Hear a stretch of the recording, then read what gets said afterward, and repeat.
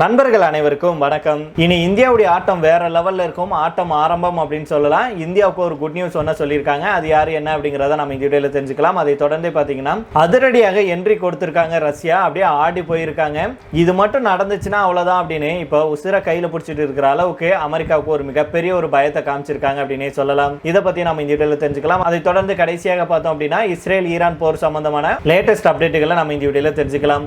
அதுக்கு முன்னாடி நம்முடைய சேனலை சப்ஸ்கிரைப் பண்ணலன்னா மறக்காம சப்ஸ்கிரைப் பண்ணிக்கோங்க. புதுசா பார்த்துட்டு இருக்கீங்கனால சப்ஸ்கிரைப் பண்ணிட்டு அந்த பெல் ஐகானை கிளிக் பண்ணிக்கோங்க. அதே போல Facebook, Instagramலயே நம்ம வீடியோக்கள் போட்டுட்டு இருக்கோம். அங்கேயும் தவறாம வந்து ஃபாலோ பண்ணிக்கோங்க. இந்தியாவுக்கு நியூசிலாந்து இடையே இன்னைக்கு இருதரப்பு வர்த்தக ஒப்பந்தம் கையெழுத்தாக இருக்கு. இந்த ஒப்பந்தத்தின்படி இந்தியாவிலிருந்து நியூசிலாந்துக்கு ஏற்றுமதி செய்யப்படும் 70% பொருட்களுக்கான இறக்குமதி வரி 0 மாற்றப்பட இருக்கு அப்படின்னு நம்முடைய மத்திய வெளியுறவுத்துறை அமைச்சர் பியூஷ் கோயல் அவர்கள் சொல்லியிருக்கிறாரு. அமெரிக்க அதிபர் டொனால்ட் ட்ரம்ப் நம் நாட்டை குறிவைத்து வரிகளை விதிச்சு மிரட்டினாரு. இதனால நம் நாட்டிலிருந்து அமெரிக்காவுக்கான ஏற்றுமதி சரிஞ்சிச்சு. அதுக்கப்புறம் வரிகளை ட்ரம்ப் குறைத்தாலும் கூட அமெரிக்காவை மட்டுமே நம்பினால் தொழில்துறை பாதிக்கப்படும் அப்படிங்கிறத நம்முடைய மத்திய அரசு நல்லா புரிஞ்சுக்கிட்டாங்க. இதனால பிற நாடுகள் கூட இருதரப்பு வர்த்தக ஒப்பந்தங்களை மேற்கொண்டுட்டும் வர்றாங்க. அந்த வகையில தான் தற்போது நியூசிலாந்துடன் முக்கிய ஒப்பந்தம் இன்றைய தினம் கையெழுத்தாக இருக்கு. இந்தியாவுக்கும் நியூசிலாந்துக்கு இடையே ஒரு நல்ல நட்பு இருக்கு அப்படிங்கிறதும் குறிப்பிடத்தக்கது. இந்த நிலையில தான் இரண்டு நாடுகளுக்கு இடையிலான வர்த்தகத்தை அதிகரிக்கும் நோக்கத்தில் ஒப்பந்தம் மேற்கொள்ள நீண்ட காலமாக பேச்சுவார்த்தை நடத்தப்பட்டு வந்தது. இந்த பேச்சுவார்த்தையில தற்போது உடன்பாடு ஏற்பட்டிருக்கு. அதன்படி இரண்டு நாடுகளுக்கு இடையே நாளை டெல்லியில இருக்கும் பாரத் மண்டபத்தில் வைத்து ஒப்பந்தம் கையெழுத்தாகி இருக்கு.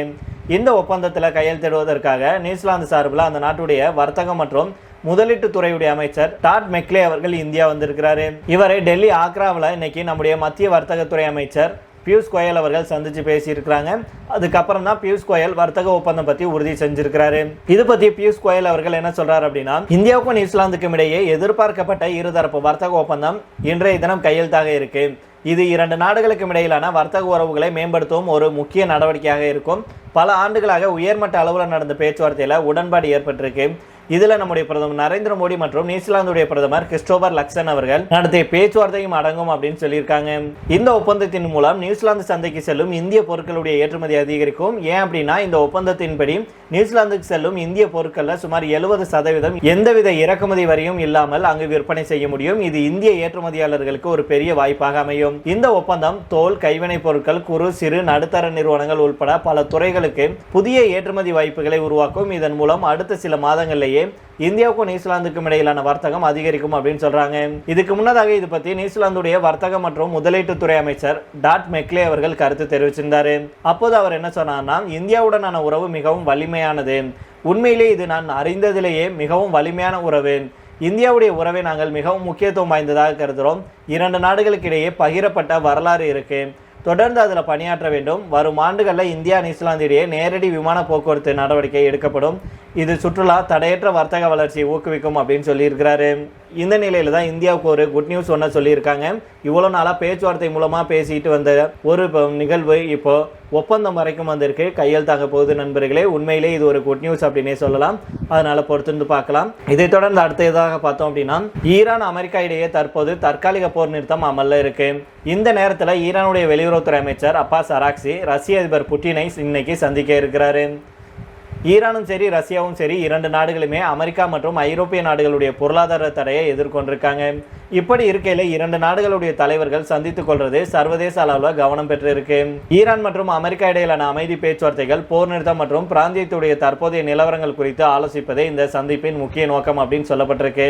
அராக்சி அவர்கள் ஏற்கனவே ஓமன் மற்றும் பாகிஸ்தான் ஆகிய நாடுகளுக்கு சென்று ஆலோசனைகளை நடத்திட்டு அங்கிருந்து நேரடியாக ரஷ்யாவுக்கு பயணம் மேற்கொண்டிருக்கிறாரு.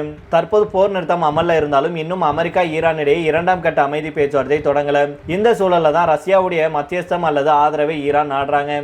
ரஷ்யாவை பொறுத்த வரைக்கும் அமெரிக்கா எப்போதும் எதிரிதான். இந்த போர்ல ஈரானுக்கு ரஷ்யா தொடர்ந்து மறைமுக ராணுவ உதவிகளை செஞ்சுட்டு வர்றாங்க. குறிப்பாக உளவு தகவல்களை ரஷ்யா பகிர்ந்து கொண்டிருக்கு. ஒருவேளை போர் எதிர்பார்க்காத திசையில நகருது அப்படின்னா ரஷ்யா இதற்குள் இறங்கவும் தயங்காது. இப்போது ரஷ்யா யுக்ரைன் இடையே போர் நடந்துட்டு வருது. அதனால தான் ஈரானுக்கு நேரடியாக ஆதரவு தெரிவிக்க ரஷ்யா தயக்கம் காட்டிட்டு வர்றாங்க. இருந்தாலும் எல்லாத்துக்கும் ஒரு எல்லை உண்டு அப்படிங்கிறது போல ஈரானை தாண்டி துருக்கி உள்ளிட்ட நாடுகளை இஸ்ரேல் தாக்க தொடங்கினால் போரின் சூழல் அப்படியே தலைகளாக மாறிடும். துருக்கியை இஸ்ரேல் தாக்குது அப்படின்னா அதுக்கு முன்னாடி ஈரான் அரசு வீழ்த்தப்பட்டிருக்கும். ஈரான்ல ஆட்சி மாற்றம் ஏற்பட்டு அங்கு ஒரு அமெரிக்க ஆதரவு அரசு அமையும் சூழல் வந்தால் அதை தடுக்க ரஷ்யா முயற்சி செய்வாங்க. ஏன் அப்படின்னா ஈரான் ரஷ்யாவுடைய மிக முக்கியமான நட்பு நாடு. அதே போல சிரியாவில் இருக்கும் ரஷ்ய இராணுவ தளங்கள் மீது தாக்குதல் நடத்தப்பட்டால் ரஷ்யா பதிலடி கொடுக்க நேரிடும். இதெல்லாம் விரைவில் நடக்கும் அப்படின்னு சர்வதேச அரசியல் வல்லுநர்கள் சொல்றாங்க. அதனால பொறுத்திருந்து பார்ப்போம் நண்பர்கள் என்ன நடக்குது அப்படின்னு.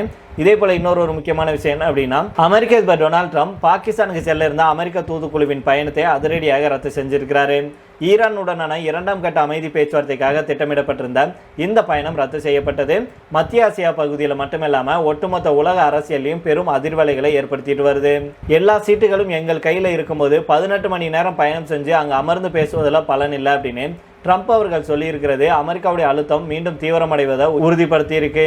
இந்த மாத தொடக்கத்தில் அமெரிக்க துணை அதிபர் ஜேடி வான்ஸ் தலைமையில் நடந்த முதல் கட்ட பேச்சுவார்த்தை 20 மணி நேரத்துக்கும் மேலாக நீடிச்சிச்சு.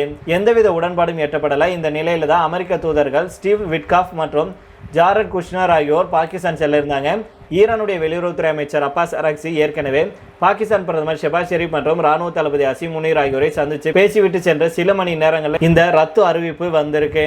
இந்த ரத்து அறிவிப்பு வெறும் பயண ரத்து மட்டுமல்ல, அது நேரடி ராஜதந்திரத்தின் முடிவாக பார்க்கப்படுது. ஈரான் தரப்புல அமெரிக்காவுடைய அதீத கோரிக்கைகளை ஏற்க மாட்டோம் அப்படின்னு சொல்லப்பட்ட நிலையில 2 நாடுகளுக்கும் இடையே ஒரு பேச்சுவார்த்தையில இடைவெளி உருவாகி இருக்கு. பாகிஸ்தான் ஒரு மத்தியஸ்தராக செயல்பட முயற்சி செஞ்சாலும் இருதரப்பு தலைவர்களும் நேரடியாக பேசாத வரைக்கும் இந்த பதற்றம் தனியருக்கு வாய்ப்பே இல்லை. தற்போது ஒரு தற்காலிக போர் நிறுத்தம் அமல்ல இருந்தாலும் அது எப்ப வேண்டுமானாலும் உடையக்கூடிய நிலையில இருக்கு. ஹார்முஸ் ஜலசந்தியில ஈரான் சிறிய ரக படகுகளை பயன்படுத்தி கன்னி வெடிகளை வைப்பதாக அமெரிக்கா குற்றம் சாட்டுது. இதுக்கு பதிலடியாக அந்த மாதிரியான படகுகளை கண்டால் சுட்டு தள்ளுங்கள் அப்படின்னு ட்ரம்ப் அவர்கள் உத்தரவிட்டிருக்கிறாரு. இந்த வாரம் மட்டும் இந்தியா நோக்கி வந்த கப்பல் உள்பட 3 கப்பல்கள் மீது ஈரானுடைய தாக்குதல்கள் நடந்திருக்கு. இது கடற்படை மோதலாக மாறினால் அது 3ஆம் உலகப் போருக்கான விதையாக அமையலாம் அப்படின்னு ராணுவ வல்லுநர்கள் எச்சரிக்கை விடுத்திருக்காங்க. அதே வேளையில் ஈரான் தன்னுடைய அணுசக்தி திட்டங்களை கைவிட மறுக்கிறதும் அமெரிக்கா தன்னுடைய முற்றுகையை தளர்த்த மறுப்பதும் ஒரு முட்டுக்கட்டை நிலையை உருவாக்கியிருக்கு. எங்ககிட்ட எல்லா சீட்டுகளும் இருக்கு அப்படின்னு ட்ரம்புடைய ஆதிக்க மனப்பான்மை ஈரானை மேலும் அவசியமடைய செய்யலாம். இந்த பேச்சுவார்த்தை ரத்து அப்படிங்கிறது போருக்கான முன்னறிவிப்பா அல்லது ஈரானை அடிப்பணிய வைக்கும் ஒரு ராஜதந்திரமா அப்படிங்கிறது அடுத்த சில வாரங்களில் தெரிந்துவிடும். ஆனால் இதில் பாதிக்கப்பட போகிறது மட்டும் என்னவோ அப்பாவி உலக மக்களும் உலக நாடுகளுடைய பொருளாதாரம் தான் அப்படிங்கிறது நிதர்சனமான உண்மை. அதே போல் ஈரான் ஒரே ஒரு கண்டிஷன் ஒன்று வச்சுருக்காங்க. ஆனால் ட்ரம்ப் அவர்கள் இதுக்கு அடம் பிடிச்சிருக்கிறாரு. ஈரான் அரசு பாகிஸ்தான் வாயிலாக அமெரிக்காவுக்கு ஒரு புதிய அமைதி ஒப்பந்த திட்டத்தை அளிச்சிருக்கு. இந்த திட்டம் நிறைவேறினால் ஹார்முஸ் நீரிணையை மீண்டும் திறக்கப்படும் அப்படின்னும் தற்போது நடைபெற்று வரும் போரை முழுமையாக முடிவு கொண்டு வரும் அப்படின்னு எதிர்பார்க்கப்படுது. ஈரான் முன் வச்சிருக்கும் இந்த புதிய திட்டத்தில் அணு ஆயுதங்கள், அணுசக்தி, யுரேனியம் தொடர்பான பேச்சுவார்த்தைகளை பிந்தைய காலகட்டத்துக்கு தள்ளி வைக்கும் வகையில் ஏற்பாடு செய்யப்பட்டிருக்கு. இதனால் உடனடியாக ஹார்முஸ் நீரிணை திறக்க முடியும், போர் நிறுத்தம் போன்ற முக்கிய விஷயங்களுக்கு முன்னுரிமை அளிக்க முடியும் அப்படின்னு ஈரான் பாகிஸ்தான் தெரிவிச்சிருக்கு. இந்த அணுகுமுறை பேச்சுவார்த்தைகளை சுமூகமாக முன்னெடுக்க உதவும் அப்படின்னு எதிர்பார்க்கப்படுது. டொனால்ட் ட்ரம்ப் அவர்கள் ஹார்முஸ் நீரிணையில அமெரிக்காவுடைய தடை நடவடிக்கையை தொடர்ந்து நிலைநாட்ட விரும்புவதாக சிக்னல் கொடுத்திருக்கிறாரு. அதாவது போர் நிறுத்தம் இருந்தாலும் இல்லாவிட்டாலும் இந்த கடற்படை பாதுகாப்பு தொடர ட்ரம்ப் அவர்கள் முடிவு செஞ்சிருக்கிறாரு.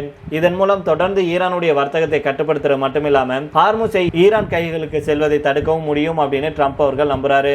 இதற்கிடையில தான் ஈரான் கொடுத்திருக்கும் புதிய அமைதி ஒப்பந்த திட்டம் குறித்து அமெரிக்க அதிபர் ட்ரம்ப் அவர்கள் இன்றைய தினம், அதாவது திங்கட்கிழமை தன்னுடைய உயர்மட்ட தேசிய பாதுகாப்பு மற்றும் வெளியுறவு கொள்கை குழு உறுப்பினர்களுடன் சந்திப்பு நடத்த இருக்கிறாரு. இந்த சந்திப்பு வெள்ளை மாளிகையுடைய சிச்சுவேஷன் அறையில் நடைபெறும் அப்படின்னு 3 அமெரிக்க அதிகாரிகள் உறுதிப்படுத்தியிருக்காங்க. இந்த கூட்டத்தில் ஈரானுடனான பேச்சுவார்த்தைகள் குறித்து விரிவாக விவாதிக்கப்பட இருக்கு அப்படின்னு சொல்லியிருக்காங்க. சரி நண்பர்கள், இதோட நம்ம இந்த வீடியோ முடித்துக் கொள்ளலாம். இதே பற்றி உங்களுடைய கருத்துக்களை கீழே உள்ள கமெண்ட் பாக்ஸில் சொல்லுங்க. மீண்டும் நாளை வேறொரு செய்திகளுடன் உங்களை சந்திக்கிறேன். நன்றி, வணக்கம்.